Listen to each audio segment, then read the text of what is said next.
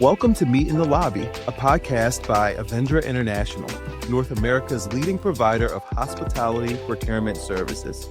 Avendra's Lobby serves as the perfect meeting spot for the latest topics and news impacting the hospitality industry, including unique perspectives and innovative solutions from the industry's leading experts.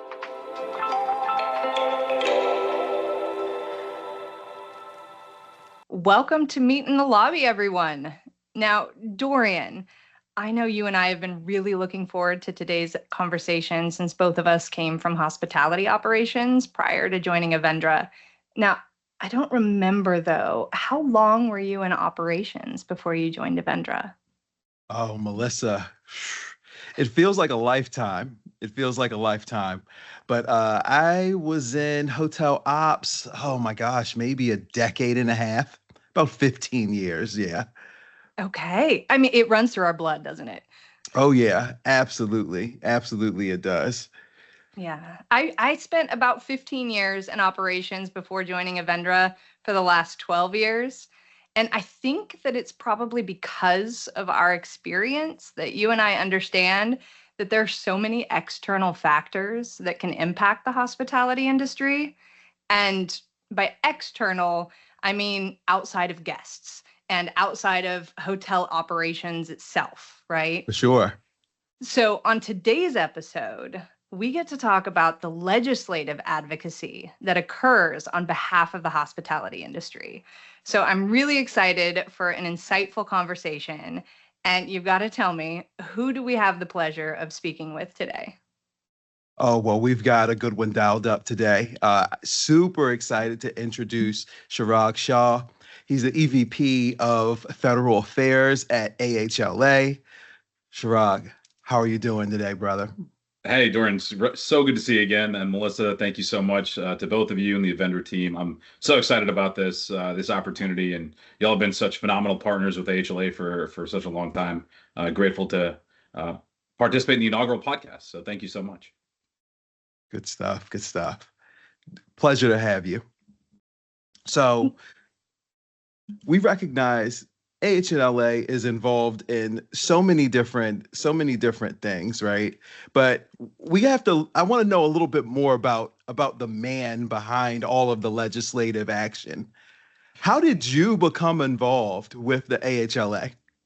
Yeah, well, we've got a phenomenal team here.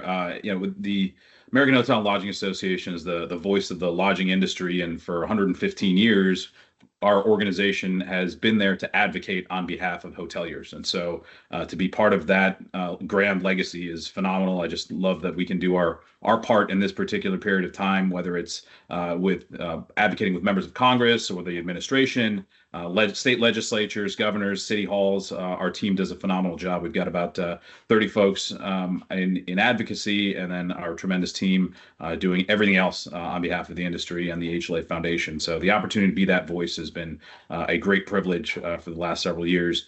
I got into this industry about 13, 14 years ago. I spent most of my early life and career in politics and in government affairs. And I worked on a number of political campaigns, worked on a presidential campaign, worked on Capitol Hill. And when I was on Capitol Hill, worked for Congressman Wilson from South Carolina, who was a real estate attorney. And many of his clients were hoteliers. And so he did a lot of work in the industry. And so I had the small business portfolio, got to meet with those hoteliers when he was meeting with them, and got to know the industry reasonably well.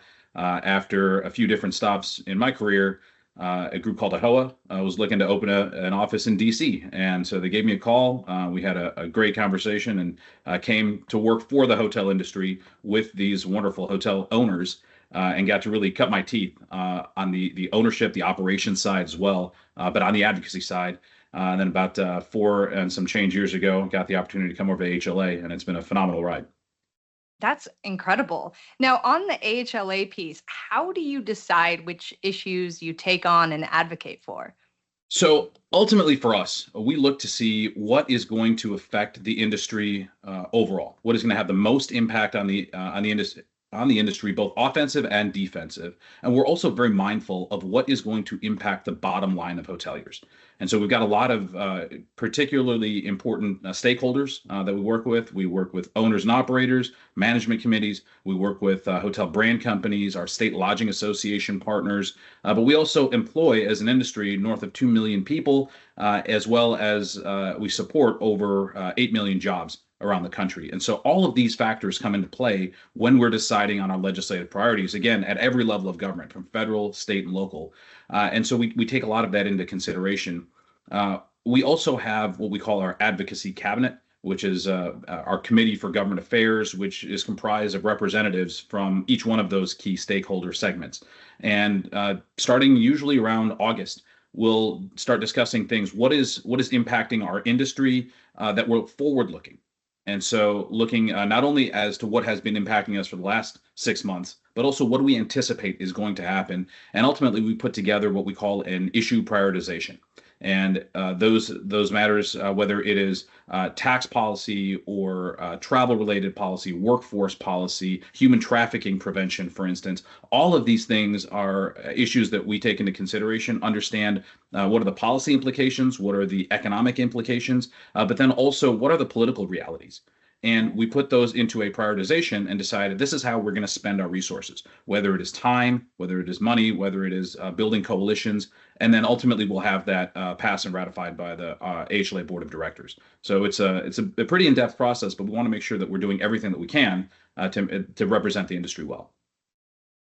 Chirag, that is so great. And you know what? In my hotel operations days, I would oftentimes hear about the AHLA fighting for different causes and doing different things. And I'm local in Baltimore, and that's where I've spent the majority of my career. And so I would oftentimes drive down the road about an hour and a half to DC, and I would see AHLA there. But the one thing that I didn't really catch wind of back when I was in hotel ops that I think maybe some of our ops partners might want to know a little bit more about is how does that translate into what they actually see in their day-to-day operation? Yeah, no, it's a great question, Dorien. The thing that we've learned a lot, and there are a couple of folks on our team that have a hospitality background. Folks either studied it or were from the operations side or the ownership side. But the majority of us hadn't been in hotel operations. We didn't grow up in the industry, and the opportunity to work with folks that understand operations and can share that information with us, we then take that information and translate it into the policy lingo or the legalese that is necessary to effectuate legislation on Capitol Hill. But I think the biggest thing that we've learned is that hoteliers are busy. Folks in operations are busy. Folks that are working on transactions are busy, but it is a 24-hour, 7-day-a-week, 365-day-a-year industry. And so when we're able to work with folks, they can share with us, hey, this is what's happening in our world. And then we stand as that voice with policymakers because we know that you can't because you're busy serving guests and running your businesses and actually doing the work of the industry. And so we're that conduit between policymakers and the folks that are on the front lines and on the ground doing the great work for our industry. That's incredible. And I think a lot of our listeners are hoteliers and they're in operations, right? And you're talking about listening to their voices, right? And so how do you involve them and how can they get more involved to amplify their feedback? Yeah, that's a great question. And it's something that we love doing. One of the things that I've spent a lot of time doing over the years, and our team does, each member of our team spends a great deal of time. We build this into our strategic plan is one of the things we call a heart of the house tour.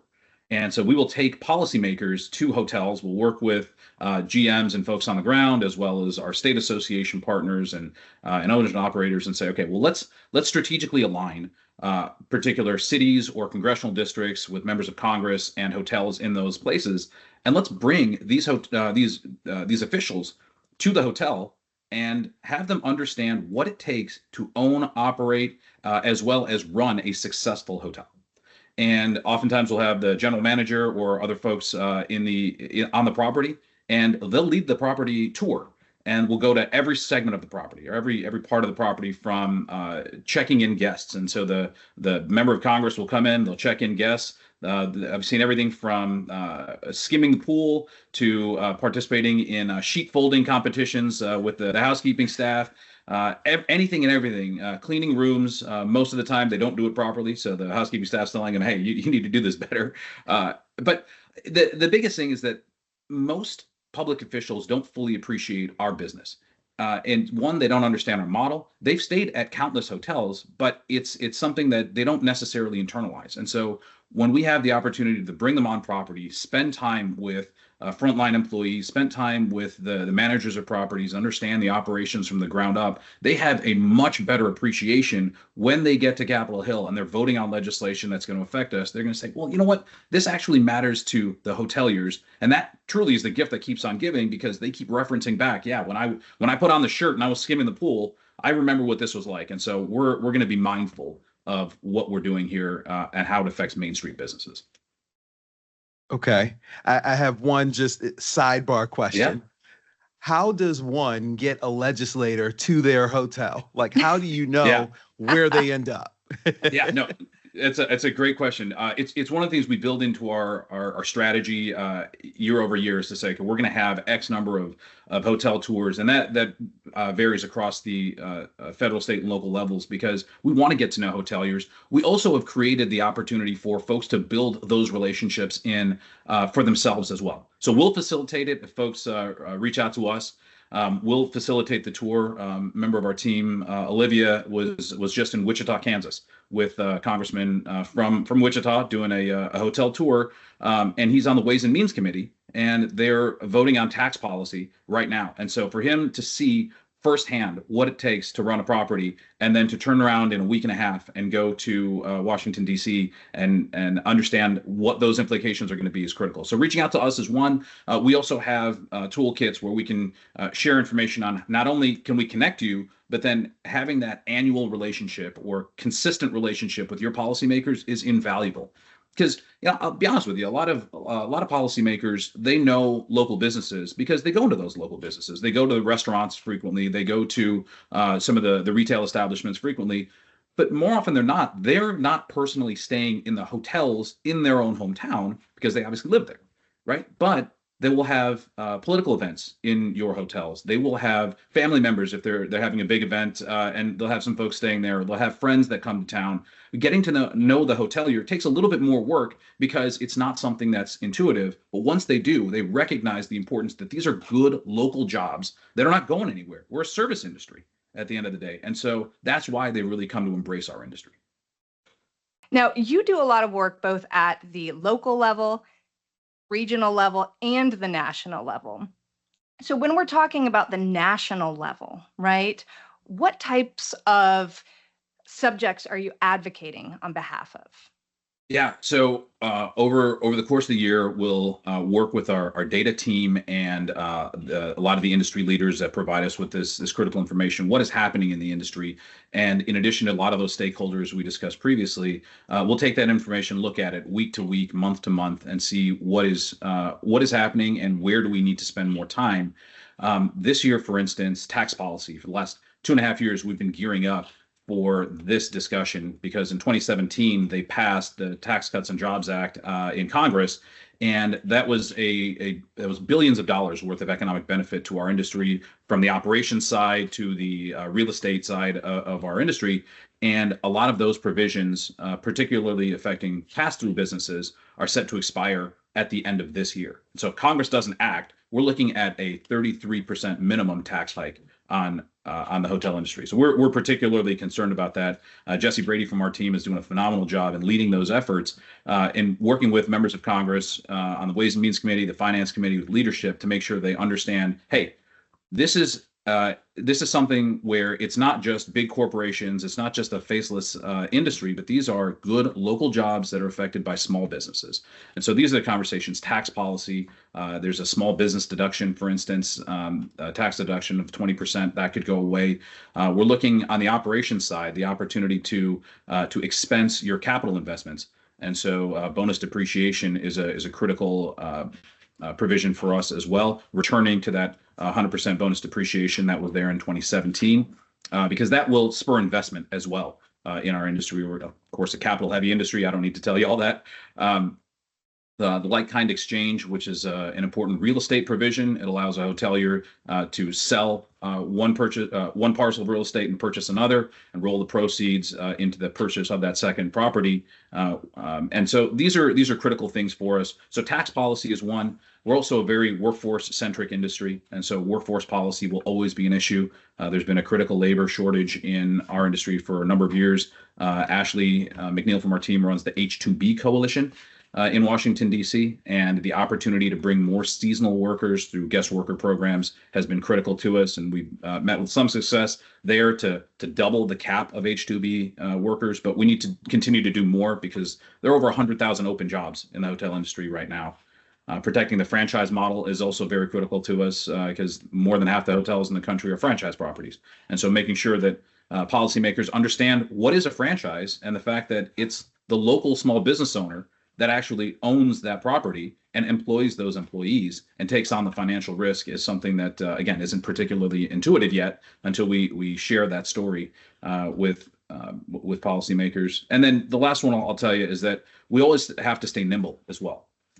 Travel and tourism, as well as tariff policy, a variety of other things that have come up in just the last couple of months have been things that we're watching very closely, working with the administration, working with Republicans and Democrats on Capitol Hill. So these are critical issues that are facing our industry right now.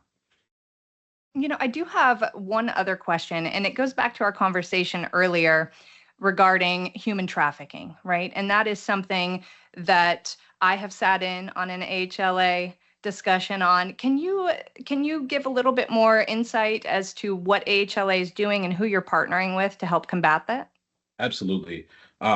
I give a tremendous amount of credit to the AHLA Foundation, the work that they do in the No Room for Trafficking campaign and space.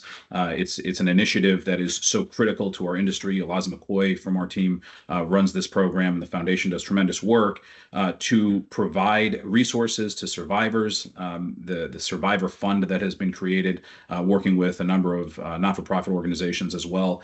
This has been a moral imperative for our industry for quite a long time. Actually, our AHLA's chair, Mitch Patel, introduced this issue to me a number of years ago and saying, hey, this is something that we need to look out for. And he did a lot of work in this space with his properties in Tennessee.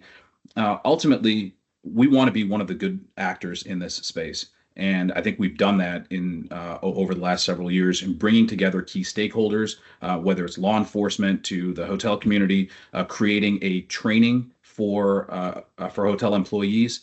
There have been close to 1 million, or north of 1 million employees that have been trained in human trafficking prevention. These are the types of things that we share with policymakers, but then also work with them on legislation that continues to incentivize trafficking prevention efforts where we're at the table. Because unfortunately, criminals try to use the anonymity provided in hotels for their enterprise, and it's something that we want to be at the tip of the spear of to stop as best as we can.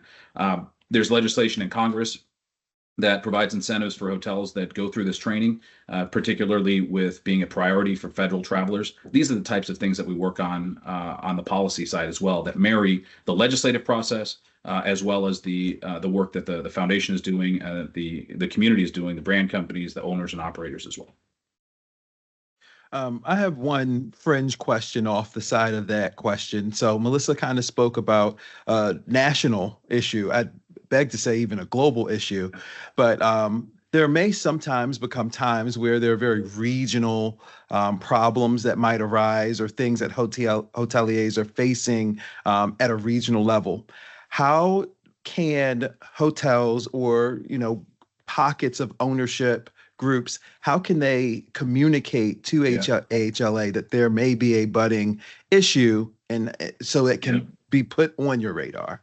Absolutely. First and foremost, we are extremely accessible. One of the things I love about our setup is that we are talking with members and hotel employees on a daily basis. My counterpart, Troy Flanagan, runs our state and local team as well. So reaching out to Troy or myself, we've got members of our team based all across the country that focus on this. And we want to listen to hoteliers, we want to listen to staff, we want to listen to everybody that touches our industry that can share with us this is a challenge. We're talking to a GM just a couple of days ago out in California, saying these are some of the frontline challenges that we're seeing in our workforce space. What do you think of these ideas?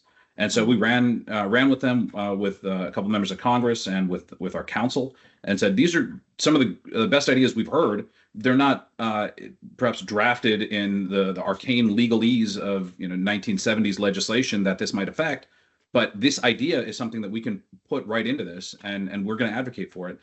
So that's one area. govaffairs@ahla.com. A quick email. We're monitoring that very carefully. But another way that I'd share with you is getting involved with our events. Hotels on the Hill is our annual conference to Washington, D.C., where we meet with legislators. It's actually taking place next week. So this is a great time. Folks that are interested, we're bringing hundreds of hoteliers, GMs, staff, everybody across the industry to Capitol Hill to meet with their members of Congress. This is an opportunity where members of Congress don't get to hear as much as they want to from folks that are actually doing the good work. And that's what we're bringing them to do, talking about those critical issues. So please reach out to us. And then the last thing I'd share is the incredible work of our communications team in reaching out to folks on the front lines. Rosanna Maeda is our CEO.